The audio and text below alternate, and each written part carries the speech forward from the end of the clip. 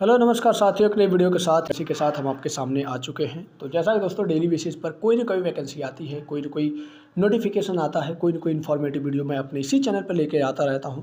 तो उसी क्रम में आज की भी ये वीडियो होने वाली है, जो कि बहुत ही बम्पर ऑफ़र आपको मिलने वाला है। ठीक है, तो देखिए, अगर हम बात करें तो ये दोस्तों हमारा ऑफिशियल चैनल है, यहाँ पर आप देख सकते हैं।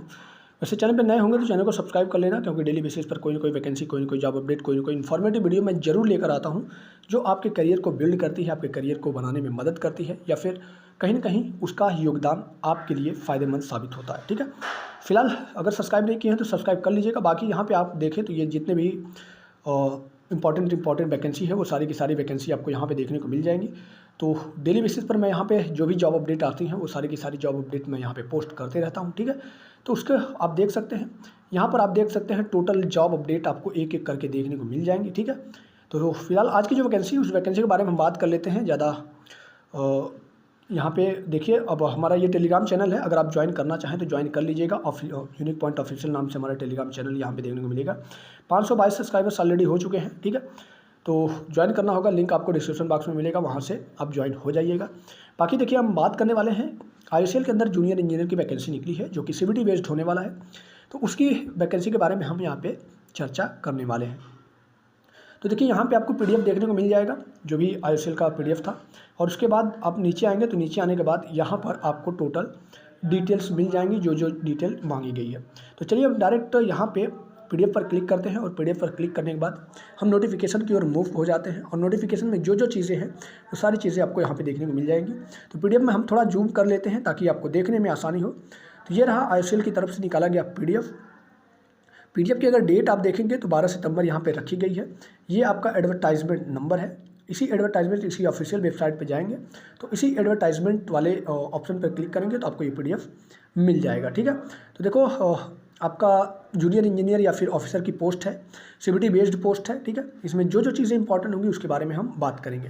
तो सबसे पहले अगर हम बात करें तो यहाँ पर आप देखेंगे तो 3 ऑप्शन मिलेंगे, एक पोस्ट का, एक आपका जो भी डिसिप्लिन है, और बाकी आपका पेमेंट कितना रहने वाला है, सैलरी कितनी रहने वाली है। तो देखिए, सबसे पहले बात करें तो देखो, आपकी जो पोस्ट है वो जूनियर इंजीनियर ऑफिसर की है। अब इसमें कौन कौन से लोग अप्लाई कर सकते हैं, तो इसमें केवल ये 4 ब्रांच वाले अप्लाई कर सकते हैं: केमिकल, मैकेनिकल और इलेक्ट्रिकल, इंस्ट्रूमेंटेशन। ठीक है, और सैलरी के बारे में बात करें तो देखिए यार, बेसिक पहली सैलरी जब मतलब ज्वाइनिंग करेंगे, तो ज्वाइनिंग करने के बाद इन हैंड आपके कम से कम 35 से 40 हज़ार तो आने ही वाले हैं। ये आपकी इन हैंड सैलरी आने वाली है। उसके बाद जो भी HRA पर्क्स और अलाउंस होंगे वो आपको देखने को मिल जाएंगे। अब देखिए, इसके बारे में बात करें तो केमिकल में कई सारे ब्रांच आते हैं। अब केमिकल में अगर आप अप्लाई करना चाहते हैं तो यहाँ पर आपको अलाइड ब्रांच भी दिए गए हैं। इन पाँचों में से कोई भी ब्रांच से अगर आपने जो भी डिप्लोमा किया है, तो आप इस केमिकल के लिए, केमिकल वाली पोस्ट के लिए एलिजिबल हो जाते हैं। फिर उसी प्रकार मैकेनिकल वालों में आए तो देखो यार, मैकेनिकल वालों में केवल और केवल मैकेनिकल वाले ही एलिजिबल हैं, इनके लिए कोई अलाइड ब्रांच नहीं दी गई है। तो मैकेनिकल वालों में केवल मैकेनिकल वाले ही अप्लाई कर सकते हैं। बाकी इलेक्ट्रिकल वाले डिपार्टमेंट में आए तो इलेक्ट्रिकल वाले डिपार्टमेंट में भी आपको 4 ऑप्शन देखने को मिलेंगे: electrical and electronics, electrical and power system, electrical engineering. ठीक है, उसी प्रकार आपका इंस्ट्रूमेंटेशन वाले डिपार्टमेंट में भी आएंगे तो यहाँ पर भी आपको 4 ऑप्शन देखने को मिल जाएंगे। अगर इस चारों ऑप्शन में से किसी में से भी आपने अपना जो भी डिप्लोमा या फिर जो भी एसेंशियल क्वालिफिकेशन कंप्लीट किया है, तो चीज़ आपको यहाँ पे ऑप्शन मिल जाएगा फिलअप करा। फिर आपको एलिजिबिलिटी क्राइटेरिया में क्या मांगा है, तो देखो यार, यहाँ पे आप देख सकते हैं डिप्लोमा मांगा गया है, तो आपको डिप्लोमा देख लेना। ठीक है, और हाँ, जिन्होंने भी बैचलर डिग्री मतलब कि 12th के बाद जिन्होंने डायरेक्ट बीटेक कर लिया है या फिर MBA कर लिया, CA कर लिया है, तो वो इस वैकेंसी के लिए एलिजिबल नहीं है। आपको डिप्लोमा मांगा गया है तो आपको डिप्लोमा होना चाहिए। अब जिन्होंने डिप्लोमा के बाद बीटेक किया है तो वो तो एलिजिबल होंगे, क्योंकि उनके पास डिप्लोमा का सर्टिफिकेट होगा, तो डिप्लोमा बेसिस ये अप्लाई कर सकते हैं। लेकिन जिन्होंने 12वीं के बाद बीटेक किया है वो इसमें अप्लाई नहीं कर पाएंगे, उनको ये ऑप्शन नहीं मिलेगा। तो इस बात का ध्यान रखना। यहाँ पर आएंगे तो यहाँ पर आपको डेट ऑफ बर्थ के बारे में मेंशन किया गया है कि आपका डेट ऑफ बर्थ किसके किसके बीच में होना चाहिए, तो उसे मैं स्किप कर रहा हूँ। हालांकि PDF 20 पेज की है, तो जो इंपॉर्टेंट पॉइंट है मैं उसी को कवर करूँगा। ठीक है, तो हम जरा यहाँ पे इंपॉर्टेंट डेट के बारे में बात कर लेते हैं। यहाँ पर आप इंपॉर्टेंट डेट में क्या क्या चीज़ें देखने वाले हैं। तो आपका जो एप्लीकेशन है वो स्टार्ट हो चुका है, 12 सितंबर से आपका एप्लीकेशन स्टार्ट हो चुका है। जो एप्लीकेशन ख़त्म होगा, मतलब लास्ट डेट जो है वो 28 सितंबर रखी गई है। आपका एडमिट कार्ड, देखिए सबसे अच्छी बात यह है कि आपका एग्ज़ाम और एडमिट कार्ड की डेट भी आपको यहाँ पे दे दिया गया है। एडमिट कार्ड 16 अक्टूबर को आपको जनरेट होगा और 31 अक्टूबर को इसका CBT कंडक्ट होने वाला है। ठीक है। तो इसका फॉर्म भी कैसे भरना है वो स्टेप बाय स्टेप मैं आपको बताऊंगा, इसलिए चैनल को सब्सक्राइब कर लेना, बेल आइकन को प्रेस कर देना। मैं जल्द ही आपको इसका फॉर्म कैसे भरना है स्टेप से स्टेप बताने वाला हूँ, ठीक है। फिर इसके बाद नीचे आएंगे, तो नीचे आने के बाद हम देखते हैं जो हमारा अगला इंपॉर्टेंट पॉइंट होता है, उस पॉइंट के बारे में हम बात कर लेते हैं, ठीक है। तो फिजिकल फिटनेस के बारे में भी पूछ रहा है, तो ये फिजिकल फिटनेस को मैं स्किप कर रहा हूँ। वैसे फिजिकली फिट होना चाहिए, मेडिकल होगा तो वो चीज़ आपको देखने को मिल जाएगी। अब बात कर लेते हैं सिलेक्शन प्रोसेस कैसे होगा, क्योंकि सिलेक्शन प्रोसेस बहुत ज़्यादा ज़रूरी है। सॉरी, माफ़ करना। यहाँ पर सिलेक्शन प्रोसेस में जो सबसे पहला स्टेज है उसमें आप अगर देखेंगे तो यहाँ पर CBT एग्ज़ाम होगा, फिर उसके बाद ग्रुप डिस्कशन होगा, फिर उसके बाद ग्रुप टास्क होगा, फिर उसके बाद आपका जो लास्ट ऑप्शन है वो पर्सनल इंटरव्यू दिया गया है, ठीक है। मतलब टोटल 3 स्टेज है, CBT एग्ज़ाम, ग्रुप डिस्कशन या फिर ग्रुप टास्क, फिर उसके बाद आपका पर्सनल इंटरव्यू, ठीक है। अब यहाँ पर नीचे आए तो नीचे आने के बाद जो CBT एग्ज़ाम होगा, CBT एग्ज़ाम के बारे में थोड़ा सा चर्चा कर लेते हैं। तो CBT एग्ज़ाम में अगर आप आएंगे तो देखो 100 क्वेश्चन तो आपको MCQ टाइप क्वेश्चन बनने वाले हैं। अब 100 क्वेश्चन में क्या क्या चीज़ें रहेंगी, तो सबसे पहली जो चीज़ रहेगी वो डोमेन नॉलेज होगा। मतलब 50 क्वेश्चन ऐसे होंगे जो आपके डोमेन से, जैसे इलेक्ट्रिकल से हैं तो इलेक्ट्रिकल से क्वेश्चन पूछे जाएंगे, मैकेनिकल से रिलेटेड। फिर जनरल एप्टीट्यूड में आएंगे तो 50 क्वेश्चन यहाँ पे रहने वाले हैं, जैसे कि 20 क्वेश्चन आपका क्वांटिटेटिव एप्टीट्यूड में हो जाएगा, फिर लॉजिकल रीजनिंग हो जाएगा, और बाकी 15 क्वेश्चन आपको यहाँ पे इंग्लिश लैंग्वेज के भी पूछे जाएंगे। फिर इसके बाद नीचे आएंगे, तो नीचे आने के बाद आप आएंगे तो ये आपके जो एग्जामिनेशन सेंटर है इसे भी आपको देख लेना है। तो एग्जामिनेशन सेंटर की ये लिस्ट है, आपके आसपास जो भी लिस्ट होगी उसमें से ही आपको अपना एग्जामिनेशन सेंटर सेलेक्ट करना है। फिर नीचे आएंगे, तो नीचे आने के बाद आप आएंगे तो शॉर्ट लिस्टिंग प्रोसीजर है। तो देखो यार, टोटल 100 नंबर के आपके तो ऐसे ही मार्क्स हो जाते हैं, तो उसका वेटेज क्या रहेगा वो सारी चीज़ें यहाँ पर दी गई हैं। बाकी डॉक्यूमेंट रिक्वायरमेंट में जो जो चीज़ें होंगी वो सारी चीज़ें आप देख लीजिएगा। आपकी मेरिट लिस्ट कैसे बनेगी उसके बारे में ज़रा डिटेल में बात कर लेते हैं। तो मेरिट लिस्ट में देखिए, सबसे पहले जो आपका 80-85% वेटेज होगा वो CBT बेस्ड होगा। मतलब कि जो आपने CBT में जितना ज़्यादा स्कोर कर लेंगे आपके लिए उतना ही अच्छा रहने वाला है। और बाकी ये ग्रुप टास्क और ये ग्रुप डिस्कशन ये केवल आपको एलिमिनेटरी राउंड रहेगा, केवल आपको छांटने के लिए रहेगा। इसमें आपको ये नहीं है कि आपको बहुत हाई फाई स्कोर करना है, क्योंकि इसका जो वेटेज भी है आप 5 ही % देख सकते हैं। उसी प्रकार अगर देखें तो 10% आपका पर्सनल इंटरव्यू मायने रखता है। तो देखिए, अगर आपको पर्सनल इंटरव्यू क्रैक करना है तो यार सबसे पहले आप CBT में अच्छा स्कोर कर लीजिए।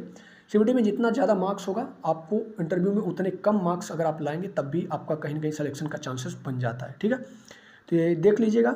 एप्लीकेशन फ़ीस के बारे में बात करें, एप्लीकेशन प्रोसेस के बारे में बात करें तो देखो यार, सबसे पहले यहाँ पर 3-4 डाटा तो आपको दिया गया है।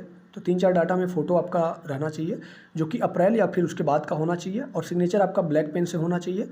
और बाकी जो आपका थंब इम्प्रेशन है बाएं हाथ का वो ब्लू या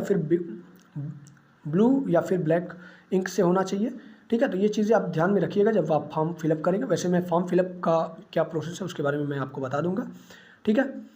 और नीचे चलें तो नीचे चलने के बाद अगर देखें तो यहाँ पर डॉक्यूमेंट अपलोड वाला जो ऑप्शन है उसमें क्या क्या चीज़ें ध्यान रखनी है उसके बारे में बताया गया है।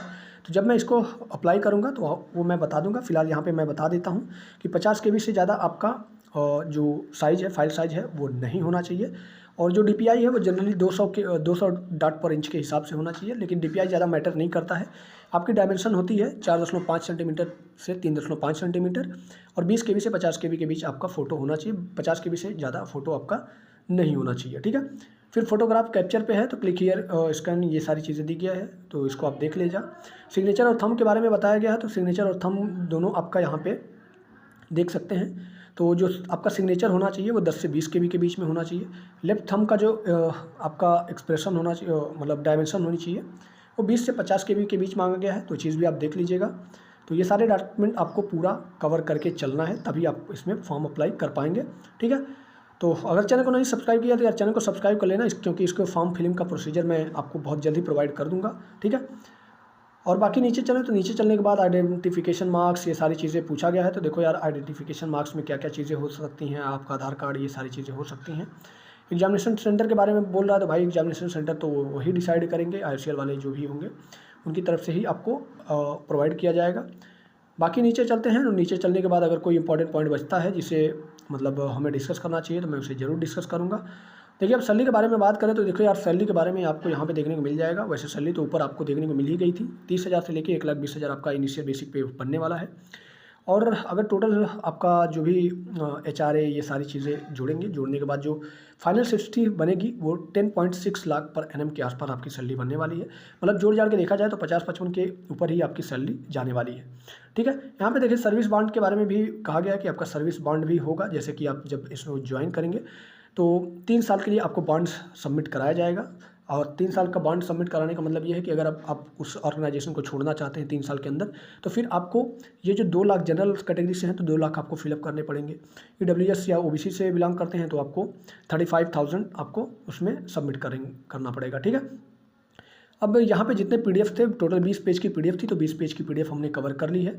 तो जितने भी इंपॉर्टेंट पॉइंट्स थे IOCL के रिगार्डिंग, जितनी भी IOCL जूनियर इंजीनियर या फिर ऑफिसर की जो भी वैकेंसी थी, सारे के सारे पॉइंट्स हमने कवर कर लिए हैं। कोई अगर आपको डाउट होता है तो कमेंट बॉक्स में भी आप कमेंट कर सकते हैं। वैसे मैंने टेलीग्राम का लिंक डिस्क्रिप्शन में दे रखा है, वहाँ से जाने के बाद आपका जो भी क्वेरी है, जो भी डाउट है, वो आप टेलीग्राम पर पोस्ट कर सकते हैं। जैसे मुझे टाइम मिलता है मैं आपको वहाँ पर अपडेट कर दूंगा। तो उम्मीद है दोस्तों आज की जो वैकेंसी थी, ये वैकेंसी आपको पसंद आई होगी।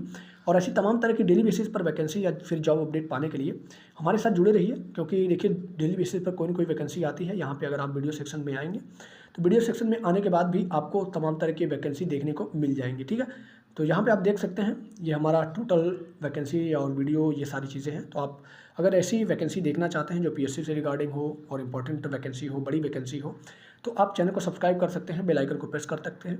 तो मिलते हैं दोस्तों एक नई वीडियो के साथ, तब तक के लिए दीजिए इजाज़त। धन्यवाद।